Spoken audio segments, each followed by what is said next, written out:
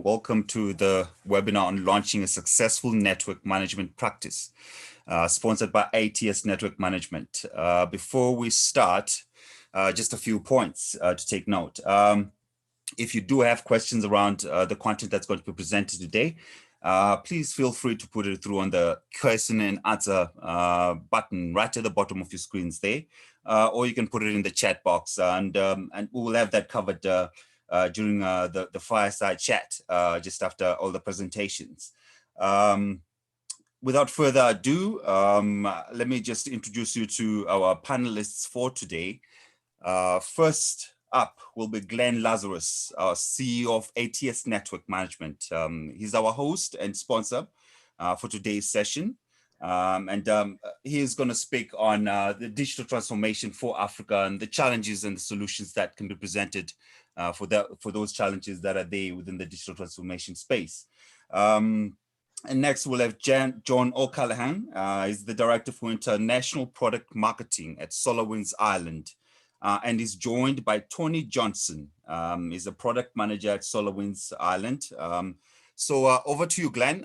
Just 1 point, Glenn. We don't have the poll questions on this new laptop that I had to switch to. So I'm trying to switch on the other laptop. When they do come up, I'm going to prompt you on that. Okay, perfect. Good morning, everybody. Thanks, Admire, for the introduction. Welcome all. We look forward to an exciting hour with you guys today. Thank all the international guys. Also like to welcome Pranil Padiyachi, who is our Director and Technical Director from ATS, who'll be joining us as well, and we'll be hosting some of the questions and answers. So, guys, today I think what's important to me is to focus on some of the issues that we're facing as a result of 2020. So, for myself, Glenn Lazarus, from a network point of view, we're seeing our customers managing large environments and growing, and we see a huge need, and that grows as the networks are growing and as people are making more and more demands on the infrastructure. But I think a couple of important things that have come up during the last year and a half, and specifically in digital transformation in Africa. We know that, number one, most organizations were forced to transform digitally because they needed to react very quickly. They needed to change the way they were working. They needed to make sure that their staff could work from home. They also needed to provision customers who traditionally might have come into the store, or they might have been requesting information by telephone and waiting for that to be delivered. And all of a sudden, everything had to go completely online. Not only in the commercial side of things, but also in the educational, academic side of things. So people across the enterprise, across the fringes, across the entire continent, had to change the way they work and the way they operate. And the key was to make sure that there was a trusted environment. We know there was a huge boost in e-commerce during the pandemic.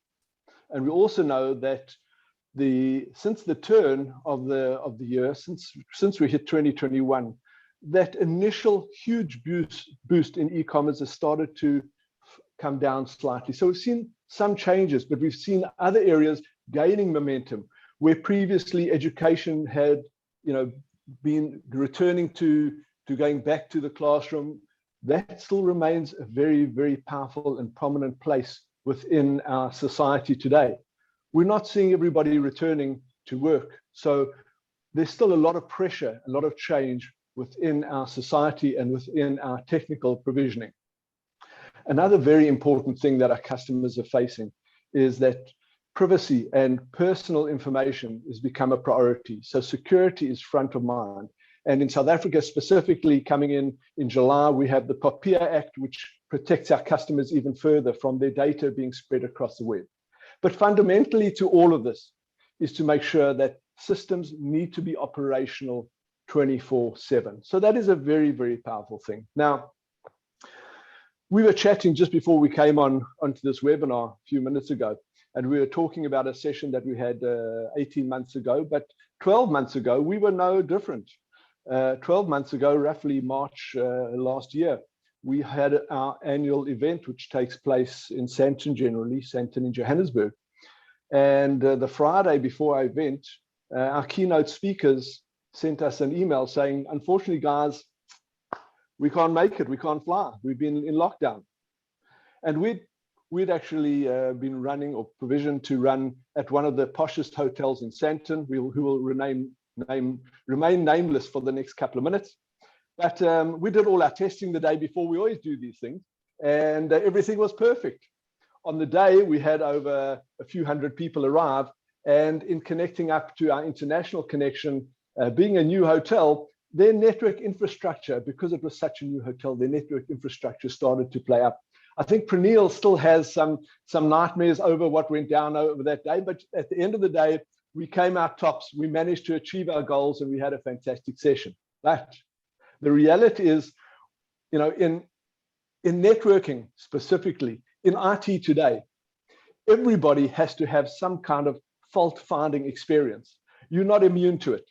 Everybody knows that at the split second, things change, and you need to be aware and you need to be available to deal with challenges. And that brings me on to the challenges that we face in the African digital market. Number one, we face a key challenge of high mobile and internet costs. I think some of our guys like the Irish, not to name anybody in particular today who's on this call, but they're used to such efficiencies when it comes to connectivity and the price of connectivity. For us in Africa, it's not as simple. There's a high cost. It's also, we have the difficulty of reaching out to rural population and making available connectivity. We also have slightly poorer infrastructure and digital expansion rates, and obviously low internet speeds and coverage. These are key issues. But some interesting facts. Now, the challenge, if we look at sub-Saharan Africa, there are over 800,000 people that have, some that are not connected. But of the continent, sub-Sahara, we're talking about 1.1 billion people. And of that 1.1 billion people, 520 million can access the internet, but don't, because they have some severe restrictions. They don't have access to smartphones, they have lack of skill, they have limited access to mobile internet. But something that's very important to me is we look at the broadband coverage on 4G is less than 21% penetration. Now, if we're talking about 4G being less than 21%, we can imagine what 5G is. So, we have things like this. Now, I know the guys in Ireland think that they are one of the biggest continents in the world. But I think the population in the continent, or should I say the island of Ireland, is roughly 5 million. Correct me if I'm wrong, John. Thereabouts, yeah. And of course, Glenn, you have to understand that Cork, where I'm from, is the second city of Ireland, and we believe we are the center of the universe. Exactly. The center of the universe, of course, without doubt. And I've been to the center of the universe to see you personally, and I've loved the trip because the beer's always good and the whiskey always flows. Exactly. When you come to Cork, because we are the center of the universe, the gravity is so strong, it's very hard to leave. But also a frightening figure that I've picked up in the last couple of days is that if you look at the growth of sub-Saharan African population, we'll see that the growth within the next few years is huge. Population is growing dramatically. We need to make sure that these needs are being addressed. So with the key connectivity on the rise in Africa, there's a huge opportunity for investment into data centers. There are also some exceptions. If you look at a few countries, there are a couple of exceptions, but there remain huge issues in the fact that access to the infrastructure is not simple. We have limited availability of being able to get to infrastructure and to be able to deploy infrastructure. So we have also the big opportunity, huge growth in the middle class. And that, I think, is a huge boom opportunity. And I see a couple of guys licking their lips around this webinar today, because if we see the huge growth in the middle class, we know that there's going to be a lot of money spent in the next few years. So there's a lot of availability. We need to make sure that we're deploying our technology efficiently to capitalize on those markets. Now, a lot of this has been, in traditional networks, we found that, and traditional network management and IT operations, a lot of it has been driven by engineers, because those are the people that have been on the forefront.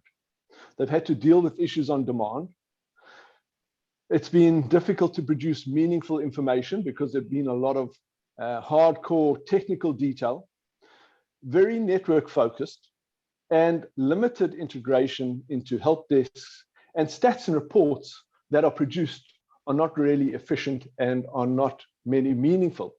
And another very important thing is that a lot of the alerting is very poor. Now, I mean, if I look at poor alerting, I equate it most probably to something like a football team that doesn't have a striker and uses their goalkeeper to score for them.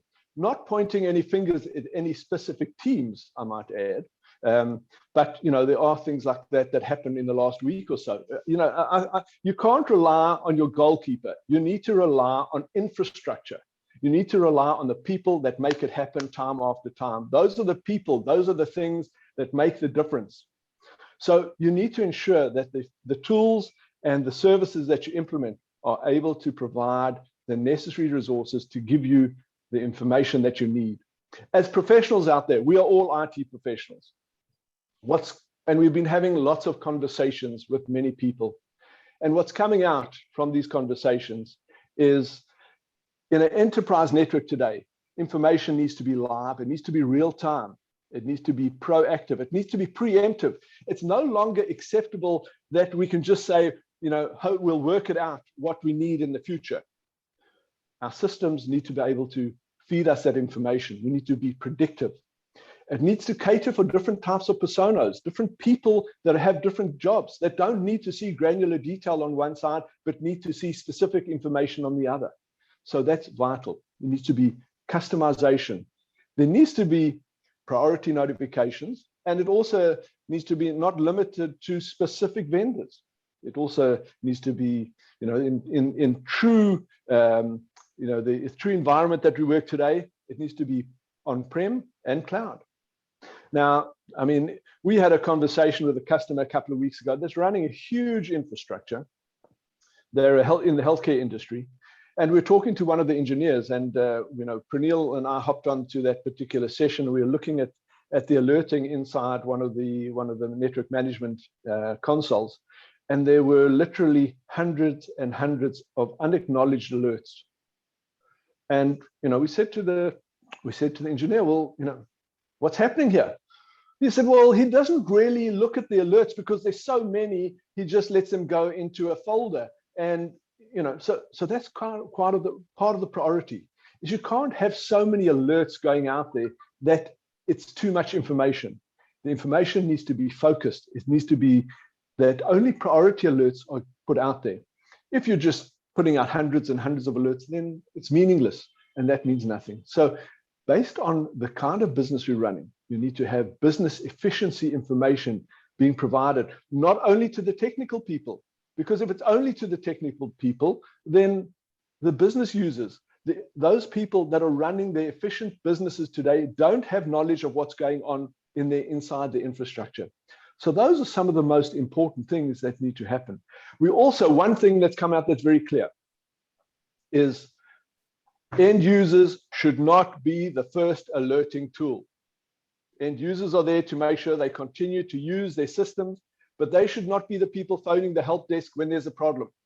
So we need to make sure that there are efficient systems in place to make sure that all of that is taken care of, and to make sure that the customer experience at the end of the day is efficient.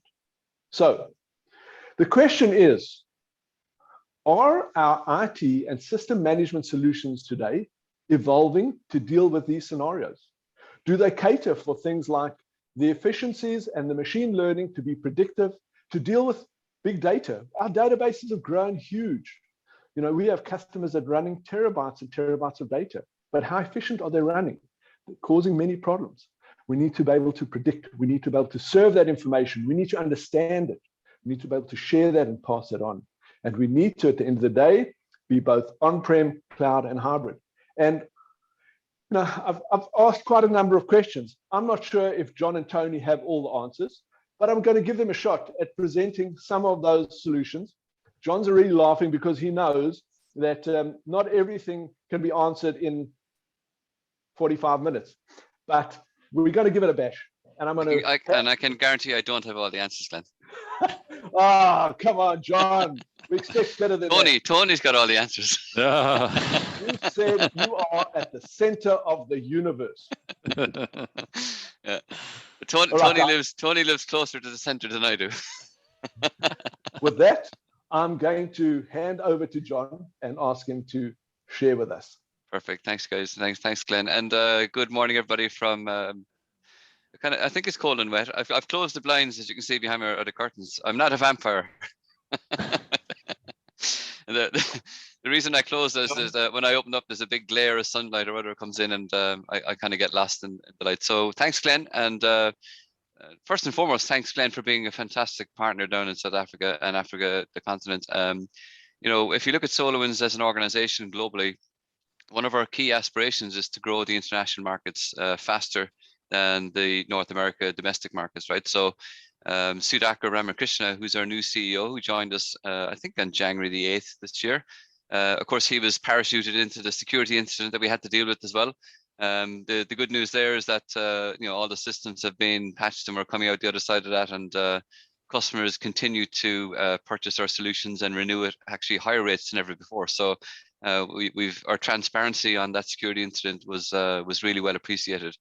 There was actually a very good call the other day. Sudhakar was doing a session for the United Kingdom National Security Centre, and I just noticed a comment on the chat that came through as he was talking, and it kind of struck me. And the comment was from somebody, I don't know who it was, but they said, I'd prefer to work with a partner who is transparent and tells us how they're going to fix things and how they're going to work on things, as opposed to somebody who keeps things quiet, right? So our philosophy from day one has been to be extremely transparent on that security breach and so on. So with that, let me share my screen, and we can move into a little. Just before you move in, while you're sharing, we're going to run our first poll for today. So guys, okay, cool. We're going to ask a question. Admire's going to run a poll, guys. So first question, John, what's your first question for the day? So the first question there, just to kind of get an understanding of who's on the call here. So what's your role? Are you you own the business? Maybe you're kind of running the show. Maybe you're a small partner, a small reseller selling a specific set of technologies. Maybe you're bigger, and maybe within that organization you're in field sales, account management, inside sales, pre-sales engineering or implementation engineers, solution architects, marketing or other. So I can see the poll on my screen, so I presume people can answer this at this point, right? Absolutely. I can't put in. It says host and panelists cannot vote, Glenn. We've been excluded. Well, I think that being Irish, you must probably. I'm not sure if you get it right anyway, but let's move on. Well, I'm not a business owner. I'm not sure if I'd have the courage for that, like you. I always find that people who run businesses, they're very courageous, right? So congratulations on that side of it as well. Okay, so Admire, I'm not sure if the poll has been completed. I let it run to the side there, and let's continue on with the conversation. So Glenn has talked about some of the chat. Oh, here we go. Here we got the answers coming through. So we got quite a few business owners, quite a lot of brave people in the room. We got some field sales and account managers. We've got some inside sales, pre-sales engineering, some marketing folks, and a few other folks as well. Maybe finance and procurement. I don't know. Okay, so thanks for that. So let's get into some of the conversations around SolarWinds and what we do as an organization, how you guys can succeed with SolarWinds as well. And really our job, and I won't go through all the slides. I'm going to pick and choose some bits and pieces here. We'll have a chat about it because, and we want to get to the demonstration as well. And Tony's going to kind of bring us through some of the key capabilities of our platforms. So, those words, simplify IT operations management and consolidation of IT monitoring is really kind of at the genesis of what we do, right? When you think about organizations out there, some of the challenges that they face is just pure numbers of tools, right? So once you get into mid-sized organizations, large enterprises and so on, people have already invested in technologies to monitor, analyze, manage their environments. And some studies have shown on the kind of larger enterprises, it can be anywhere between 8 and 25 tools just to run the network or just to monitor the network. Glenn, I'm not sure what the kind of average number of tools deployed in South African or African organizations is, but I'm sure you've come across this situation before, right? Absolutely. You know, if we look at the mix, there's a huge mix of tools out there that people are utilizing, and a lot of the time it's because they've historically had a mix of tools doing specific things. Yeah, and you can have different types of tools. You can have free tools. I mean, SolarWinds is a bunch of free tools that you can download and use.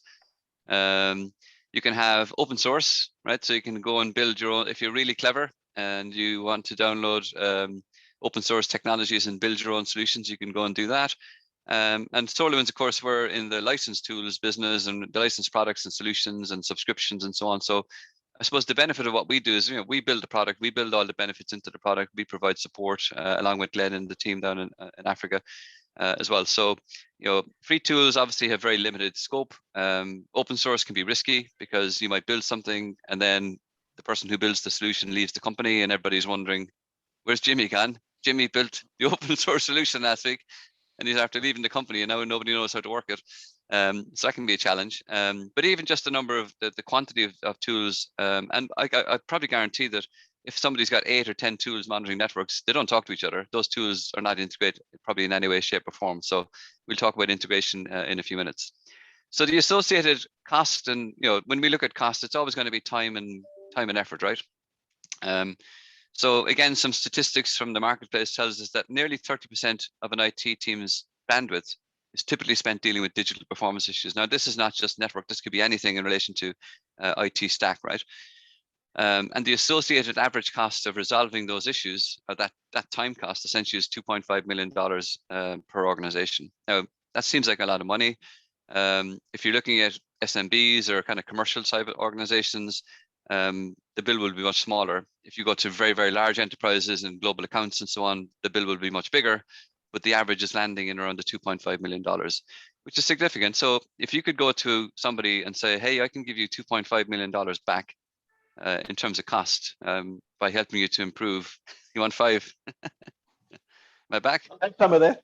Yeah, I'll take 2.5 million.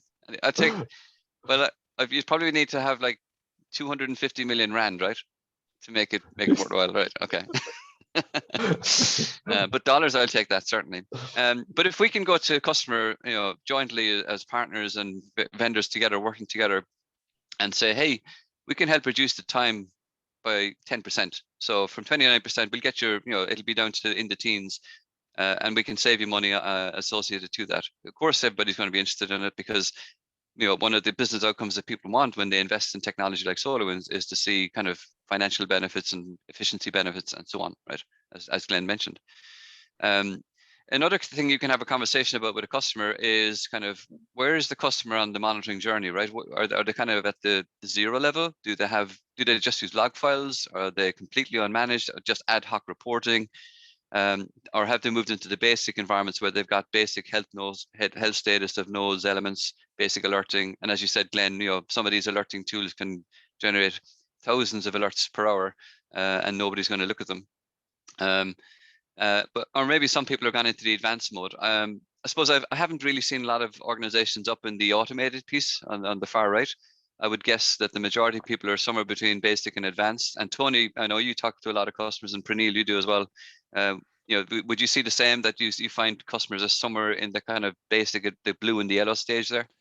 Yeah, absolutely. Somewhere in between basic and advanced, with, you know, an integrated and automated solution being the ultimate goal. But that's a long journey. You know, it takes a lot of trust when you're building out automation in terms of making changes based on you know, trigger actions within alerting and executing those scripts. And also adds, you know, more complexity when you're integrating with things like CMDBs and populating multiple databases. But certainly the majority of customers are somewhere within the kind of basic to advanced.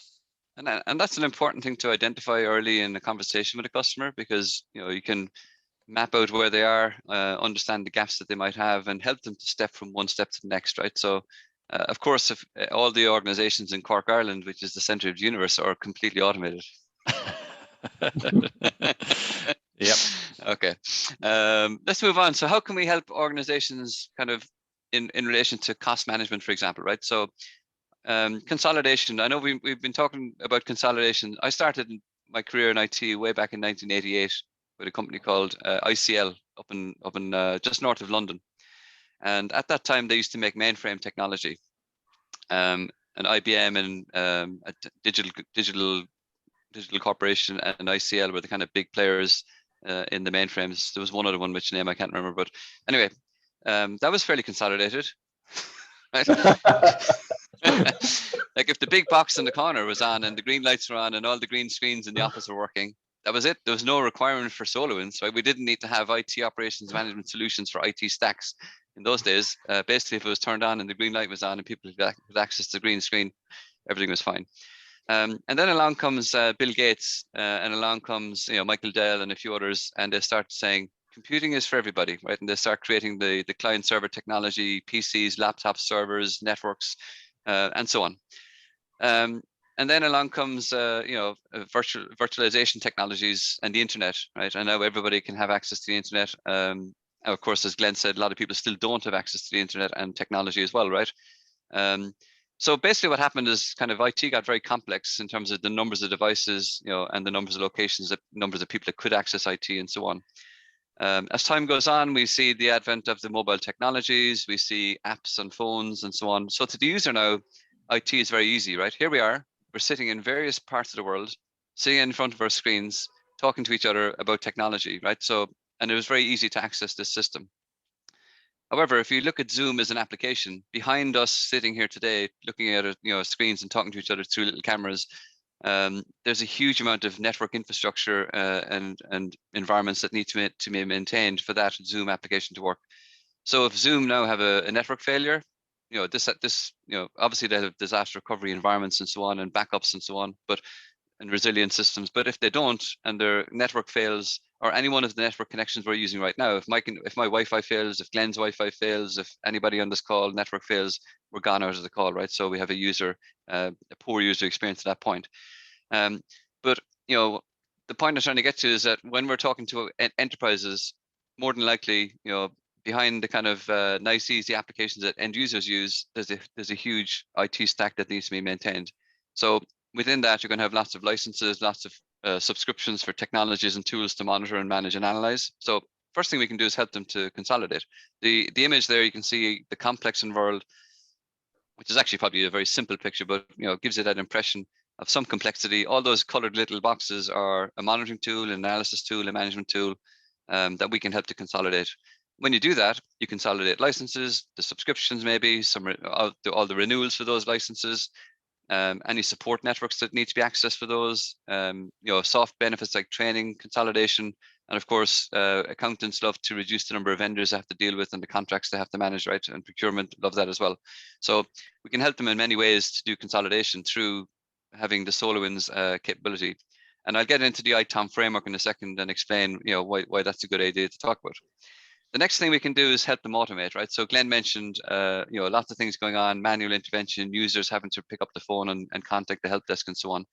So automation is a key part of what we do. Can we help to, improve efficiencies by automatic responses to alerts, automatic fixes, and only, anything that's a serious issue then is an exception that can go into an incident management system like SolarWinds Service Desk, for example, and provide that end-to-end solution. So things like anomaly detections we're introducing to our products. We don't have all the answers, but we have some. So anomaly detection has been included in a number of our products already. And I'm sure Tony will show us a piece of that later on. And of course, things like rules-based systems and compliance policies, things like Network Configuration Manager has that. Anomaly would be in Database Performance Analyzer, for example. Next thing then is optimization. So again, people have already invested in technology like virtual machines, compute servers, network devices, virtual machines, etc., applications. So our technology can also help them to optimize their existing environment, and we can help them avoid having to purchase extended hardware or more hardware, and we have that cost avoidance benefit on top of the consolidation benefits as well. Yep, that's just one of the things I see very often, you know, in the region, John, is, you know, we've got a bandwidth issue. You know, adding more bandwidth is not the answer. As Glenn mentioned, you know, bandwidth is expensive. Internet connectivity is a high cost. So simply adding more bandwidth to a problem is not the solution. So how do you investigate and validate the need for additional bandwidth, or how do you first identify what is actually consuming that bandwidth? Exactly. It's like painting over kind of a damp spot in the roof, right? You keep painting over it, but the damp still keeps coming, right? So you got to find the root cause. Get up in the attic, get up in the roof, and fix the hole, and then you're sorted, right? Yep. Okay. Another thing then is kind of this whole idea of integrated closed loop, as we call it. So you start off with monitoring, right? The monitoring systems will analyze, they'll create alerts. We need some automated response, and sometimes that has to go to an incident management system, is sent to a specific team, is managed through to resolution, and then we reset and off we go. So having that entire loop is important as well. And we can show you how that works as well from the Orion platform into our SolarWinds service desk, and also into ServiceNow actually, which is you know, the large service management solution that people use for large enterprises out there as well. And then collaboration is a big point as well. And Tony, again, I know you're the product manager for the Orion platform and all of those dashboard capabilities. So helping teams kind of come closer together and work more closely together is a key factor as well, right? Absolutely, yeah. You know, we want to reduce the finger pointing that often goes on in organizations that, you know, might have the benefit of distinct teams for network and applications and virtualization, and, you know, even perhaps database and storage, right? So how do you correlate metrics across multiple tools? As we've discussed, you know, many organizations will have point products monitoring each of those areas, but, you know, the challenge is then, how do you correlate all of that data to reduce the time to resolution when you're troubleshooting an issue? So in improving that collaboration amongst teams is quite critical. So I think that's vital. But I think maybe, John, if we can go to our next poll, which I think is number 3. Okay. Admire, if you can roll poll number 3 for us.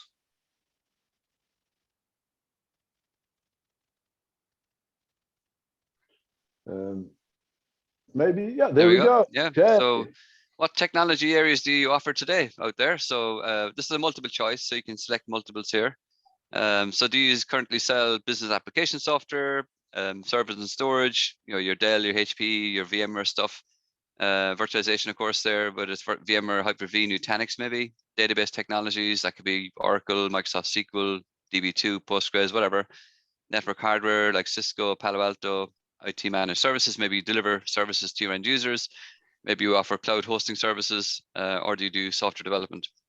So we let that run there, and as you're doing that, you know, just in terms of how you can succeed with SolarWinds and how we typically engage and how partners typically engage with end users, there's typically 3 ways we do that. The first one is fix a problem, right? You're talking to a customer, you're having a conversation about a particular environment, you're talking to the administrator level typically about this. So it's either the network admin, the database admin, the systems admin, applications admin, whatever, and a problem is mentioned. So in this case, it's just an example of database, right? So somebody's got a lot of database instances, they're not monitoring all the database instances in the organization. Therefore, some applications are at risk because if the database slows down, the application slows down. You know, they may need multiple vendor coverage. They maybe have, you know, hundreds of instances out there, and so on. Okay, the poll is back. So we've got a IT managed services is the leading show. We got network hardware is the next one. Then we've got a mix of virtualization. Basically, everything has been answered here to some extent. So we've got a broad range of technologies that people are selling in the marketplace today. So that's good, because our solutions are not just aimed at one particular pillar of IT. It's across the whole IT stack, which we'll have a look at in a second. But if somebody's got a database performance challenge, you know, this is a, you know, they say, you know, I've got an issue, I can't monitor my databases properly, I can't monitor multi-vendor environments, whatever the case might be, you immediately have an opportunity to go and talk around some solutions that we offer. If it's multi-vendor databases, then Database Performance Analyzer will be probably the answer for that problem. If it's a very specific Microsoft environment, then we'll actually have SQL Sentry, which is an acquisition product, which is kind of launching in the next week. And that would be very specific for Microsoft SQL Server and also for Azure SQL Database, and so on. So fix a problem is the first thing. It might be a network problem, an application problem, a database problem, a server problem, or whatever. The next thing is, once you've kind of sold in, a product, you can then extend on that by adding more into the Orion platform, right? So if you sell Network Performance Monitor to help somebody monitor the network devices in the network, about a month later, you can certainly start talking about, would you like to look at bandwidth analysis, or what's the traffic on that, and start selling NetFlow traffic analyzer in there. Getting into configurations, network configuration manager, IP capacity, IPAM, a whole bunch of products there that you can start building up a network solution within the organization. And they all sit on the single platform called Orion. And then you can start looking at application monitoring, database monitoring, log collections, put them all into the one pane of glass. And suddenly we're talking about all the things we talked about earlier on: consolidation, efficiency, automation, and the things that bring the real benefits to the customers. Okay, and then the third methodology, and by the way, the customer in this level would typically be the IT manager, IT director, VP infrastructure maybe. And then the third level is the highest level of conversation you're going to have, right? You're going to talk about, how can we help the organization not just have an integrated solution, but how can we develop a strategy for ITOM across the whole organization, right? And really look at the benefits in terms of consolidating lots of tools down to, and standardization into a SolarWinds platform, for example. So kind of a sample mission statement, within 3 years, develop an integrated, scalable solution for hybrid IT operations management that can be built in a modular basis and deliver values in days and weeks, not months and years, right? So nice, simple kind of statements, create the mission, and then help the organization to build that out. To do it, you need tools and technologies. So we have our framework. This is the ITOM framework. This is a very handy slide to get used to talking about, because it includes the 6 pillars of what we sell and offer to the marketplace, right? So you guys can say, I only want to focus on network management. Perfectly good. Go and do that. Sell the hell out of it and bring value to the customers. And then about 6 months later, you might say, do you know what, actually, I think I can do the infrastructure. I'll add in the infrastructure piece and so on. Others amongst you might say, I want to do the whole shooting gallery. I want to do the ITOM offering up front. So you can pick and choose where your skills and knowledge and resources are best suited, and sell that. Now, the good news is with Glenn and ATS, you have fantastic SolarWinds resource who knows everything about everything in relation to our SolarWinds offering. And you can lean on those guys for support in relation to professional services, implementation, all that kind of stuff as well. So this is something you need to get to know. The service management is really where products like Service Desk are sitting, Dameware for remote access and technician support. Application performance management is where products like Server and Applications sit. Web Performance Monitor sits in there. In the database side, I mentioned Database Performance Analyzer. We've got SQL Sentry coming online next week. Infrastructure management includes lots of products in there. You're going to talk about Server and Application Monitor again, because it's the servers. You have Virtualization Manager, Storage Resource Monitor, Log Analyzer fits, of course, both in infrastructure and network as well. And on the network side, you've got the kind of the flagship products of SolarWinds in terms of Network Performance Monitor, NetFlow Traffic Analyzer, Network Configuration Manager, etc. And on the IT security, a lot of products. A lot of products, a lot of learning, and a lot of things we can do to help you learn as well.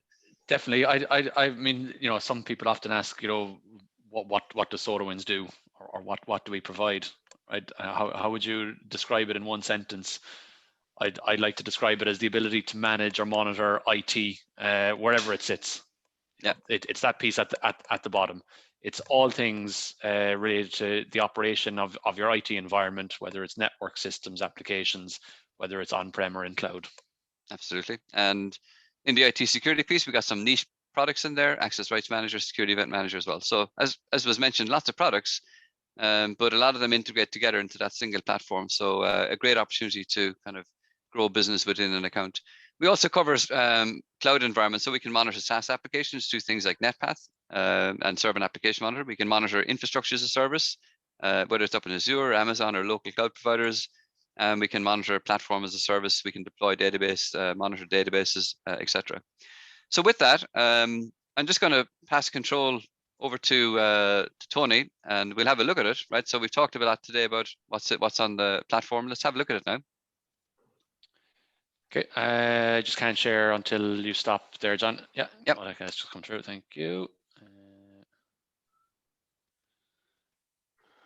Awesome, John, thank you for that. And while Tony's just getting connected there, to me, I think what's also quite a phenomenal thing is that you can actually sell this as a solution to your customer, that you can sell onto them and provide services, but it also gives you an opportunity to sell as a service to your customer. If you want a provision to your customer, that you provide the solution, you monitor the environment, the same applies.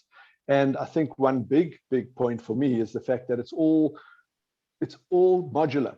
You don't have to start with, I think we've spoken roughly about upwards of 60 different solutions within the product range today.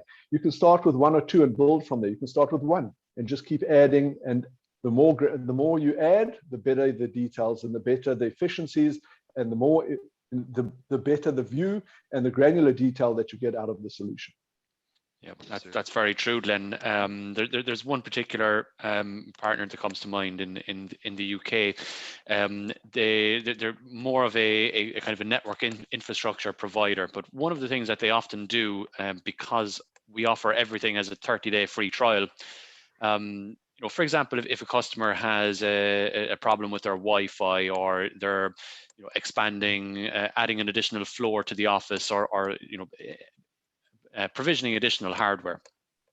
One of the things that they often do when they go into a new account is to put in the corner a small evaluation of SolarWinds, be it network performance monitor or server and application monitor, to collect the statistics and metrics from those new systems that they've provisioned, and after 30 days provide those reports as kind of proof of the investment and the return, and to validate that the project is as designed and was delivered as described. And customers often really get value in those reports. It's like a hidden add-on piece of value that wasn't part of the scope, but when customers see those reports and they see the value, it's something that they often want to continue with. So we've seen great success there with one particular partner taking that approach to kind of proactively provide these reports and dashboards to customers, with the potential then for an additional upsell at the end of the 30-day period. So if you're looking at my screen here at the moment, we're going to have a quick look at one of the features of the Orion platform, which is modern dashboards. Glenn, something you mentioned very early on there was around kind of intelligent business decisions based upon data. And John, you alluded to the fact that customers have many point solutions and need to reduce the finger pointing exercises that often do occur. And modern dashboards are designed to give you a at a glance indication across all of your IT operations. It very much depends upon the level of monitoring you are providing, and we know that the Orion platform can monitor networks and applications and virtualization and storage and a wealth of other areas of your infrastructure. But how do you at a glance see the key performance indicators and historical trends that might be impacting the current availability? Because as we've stated, end users shouldn't be your alerting mechanism. And in fact, that was probably my very first experience of SolarWinds as a network administrator. I recall users coming to us to say that they'd lost all connectivity on the third floor of the office I was working in, and my colleague who was kind of onboarding me at the time said, well, okay, let's open up SolarWinds and see what it says. It was kind of too late at that point, right? We had in production an application monitoring our infrastructure. We hadn't configured any alerting. We didn't have it on a knock screen. So, retrospectively being able to kind of look at a problem was okay, but it was far too late at that point. So modern dashboards are giving you a status-driven indication here across the top in terms of the key performance indicators, whether that's bandwidth utilization that we know is a precious resource. These KPI widgets will use those values to define the thresholds between warning and critical. So straight away I can tell my current MPLS link utilization is within acceptable thresholds. In terms of remote connectivity, which is a big challenge for organizations all around the world, maintaining that remote connectivity, whether it's something as simple as licensing or other scalability constraints, knowing how many users are remotely connected to your ASA or Palo Alto VPN solution is of benefit. Also looking at something like average availability, what's my uptime? All organizations, I think, start their monitoring journey with looking at availability. How stable is my network infrastructure? Am I seeing drops due to power outages? Am I seeing devices being shut down? How stable really and reliable are the fundamental basics of my network in terms of availability? Across all of the monitoring that we provide, we can trigger different actions based upon alerts. One of those is to open a SolarWinds service desk or ServiceNow incident. For those who may not have those applications available, we provide a HTTP trigger action that allows you to post a payload to any listening endpoint that can then process that, whether it's creating a ticket or taking any other action. And we see those here in the other KPI widgets. The unassigned incidents is an indication of how many alerts or how many incidents are waiting in my service desk.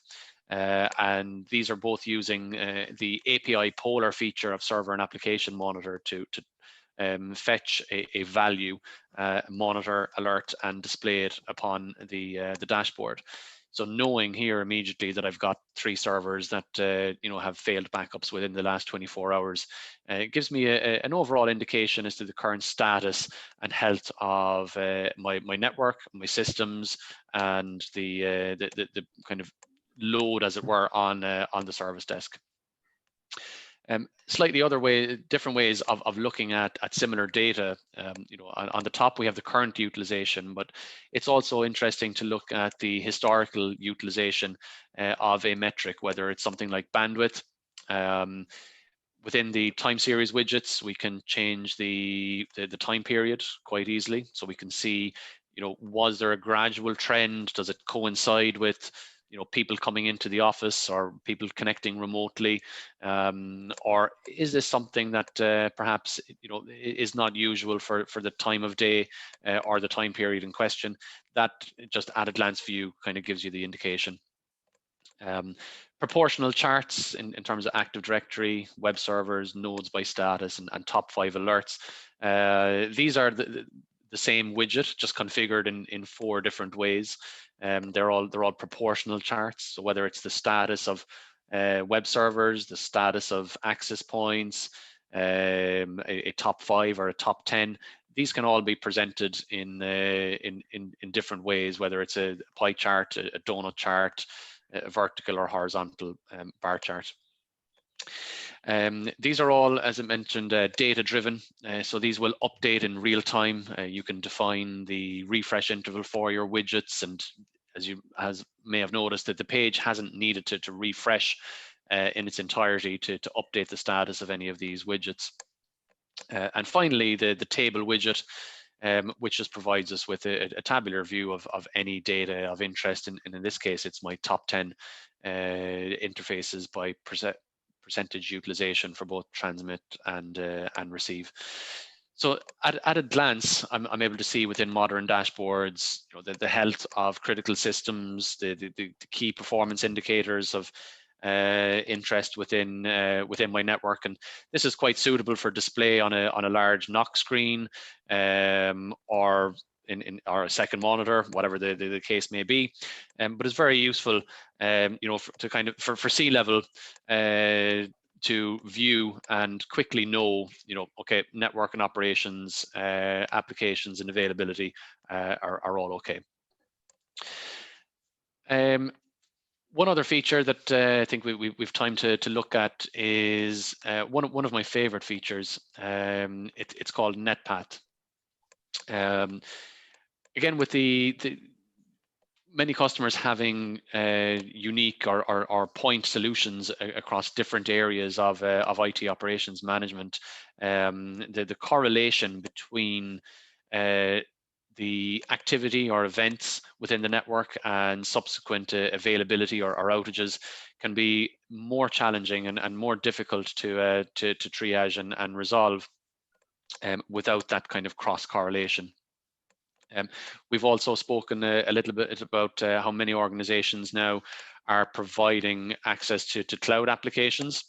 We know of the complexity and challenges facing ISPs, the outages that can occur within the ISP's network, and the resiliency within their own routing to provide the end user or customer with a consistent and fault tolerant internet connection.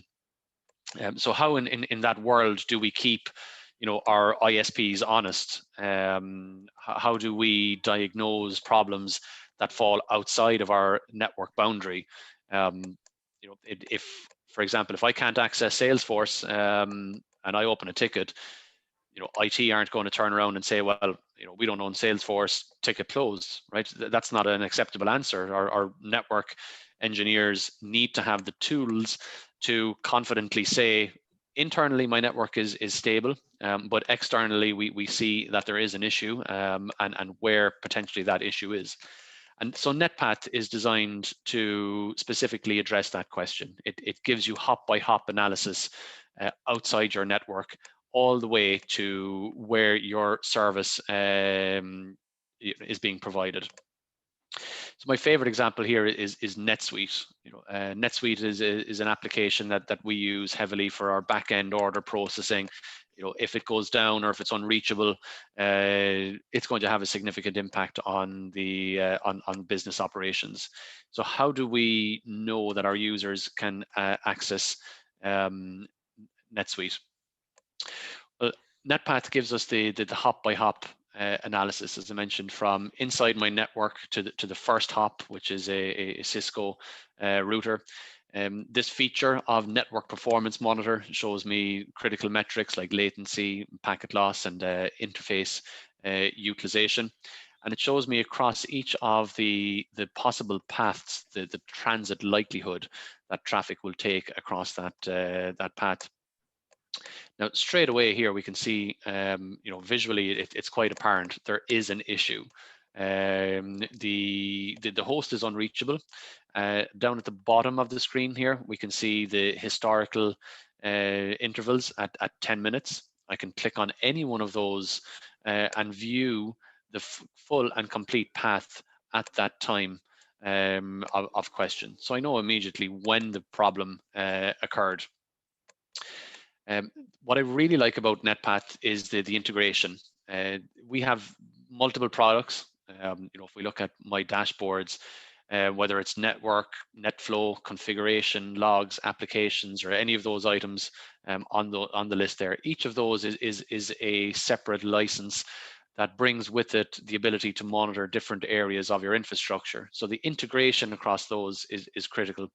And what we're seeing here is evidence of the integration between an application-aware feature of a network monitoring product. So it's Network Performance Monitor, which is providing me with the ability to simulate the application traffic, and the integration with the Network Configuration Manager. Because we can see here a config change has been detected. Now, if I've got a separate solution, I won't name vendors, but we know of the top players, vendor-specific solutions. If you have a separate product performing the backup of your configs, you have no way of correlating the outage here with NetSuite and the config change on your router. At a click, I can call up the before and after configs. It's a case of simply scrolling down, looking for the red, amber, or green indication to tell me something has changed.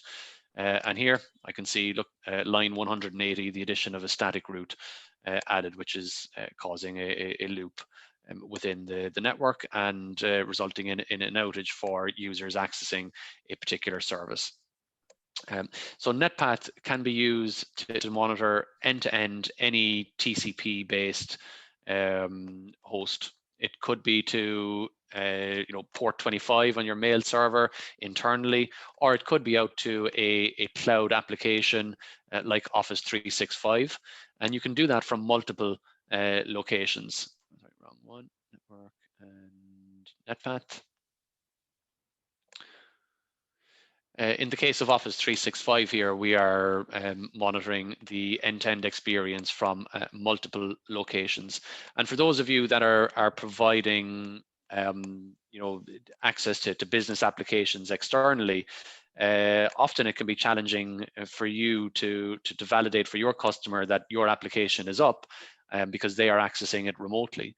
So what we've seen success with a lot of kind of IT service providers doing is using NetPath from within their customer's environment out to their own business application, so that you know that if there's an issue within your customer's network within their ISP, or if it happens to be within the application, you'll have that indication to determine where the root cause is, and confidently say that your application is up, your service is being provided, you're meeting your SLA. But by adding value there, you can demonstrate that you've identified a potential issue either within their network or within their ISP or peering partner.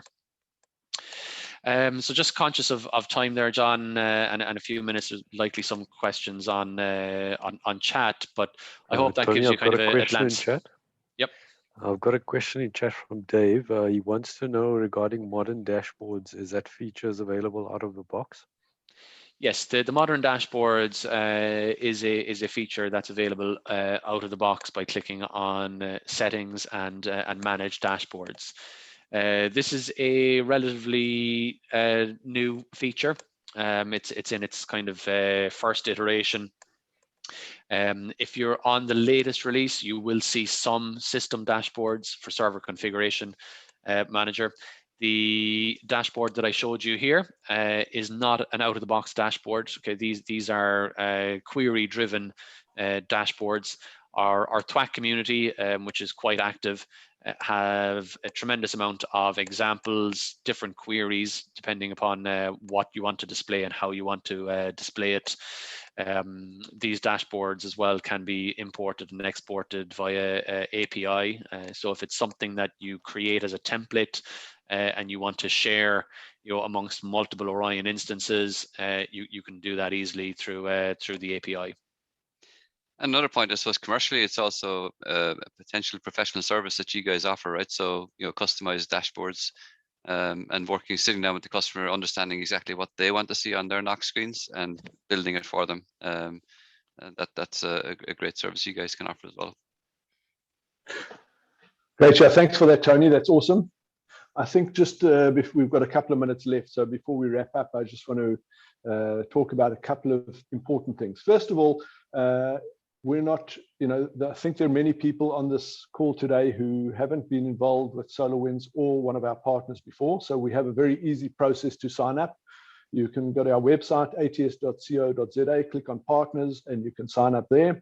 But also, part of our solution is to make sure that we provide you with the necessary resources that you need to go out there and to sell the solutions. Our business is not about selling a product. Our business is about selling a solution that'll assist your customers in running a much more efficient environment. And that's part of our approach to selling. So we provide you with the skills, we provide you with the resources. We have a whole range of courses. In fact, John has offered to run a special course coming up for you. And Admire, if you can run the last poll for us quickly. The question is, we have courses available on a sales point of view, and we also have technical training as well that is certified with the necessary recognition. But would you be interested in attending a ATS-sponsored SolarWinds Sales Expert Program in June to be accredited as an official SolarWinds Sales Expert? So if you can answer that question as we wrap up. And then, and Glenn, I can just quickly show you the modules that's included in this. So we have 10 modules. It covers SolarWinds, the organization, the ITOM story, and then each of the pillars. So we cover application performance management, database, infrastructure, network, IT security, IT service management. We also help organizations understand how to navigate our partner portal, where they can get lots of great information, get access to upcoming webcasts, content, etc. And importantly, the customer success program as well, which includes things like the Success Center, Smart Start, all that type of stuff. So I just wanted to share that screen there just to show people what's included in that. So we can do, normally it's done over 2 sessions. If you want to condense down into 1 4-hour session, we can do that. And the objective is for people to get that accreditation badge. You can display that then on their websites or on their LinkedIn profiles and so on. So, John, if this was the advertising channel, then you would say, and that's not all, right? and that's not all, because if you want technical training, we have our SolarWinds Certified Professional Program, of course, which is something maybe at a next step that people look at. And then you'd say, then that's not all. If you are the first to sign up, you will be the lucky winner of a SolarWinds. There you go, goodies. That's not bad. So, guys, if you're interested, reach out to us. We'd love to hear from you. We appreciate your time. We appreciate all the panelists that have joined today. I know Tony had another engagement that he had to rush off to. So he's left, and he said to me that he enjoyed the session with you guys and look forward to hearing from you.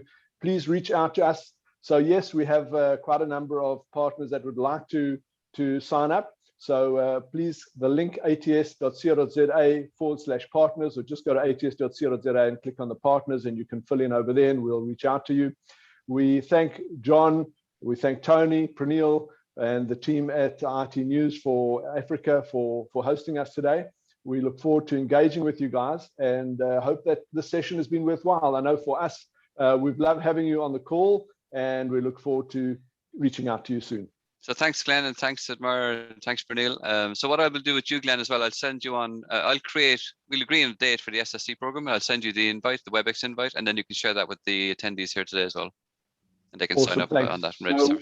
Perfect. So we will send out a link to the webinar. Included in that, we'll have some documentation and the links to sign up for both the SSE and some of the other sessions in the future. Thanks very much. Have a super day.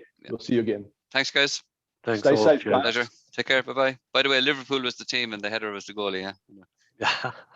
What's the team called? I've never heard of it before. Some crowd from north of England. I don't know who they are. See you guys. Have a super day, guys. Thanks. Bye-bye.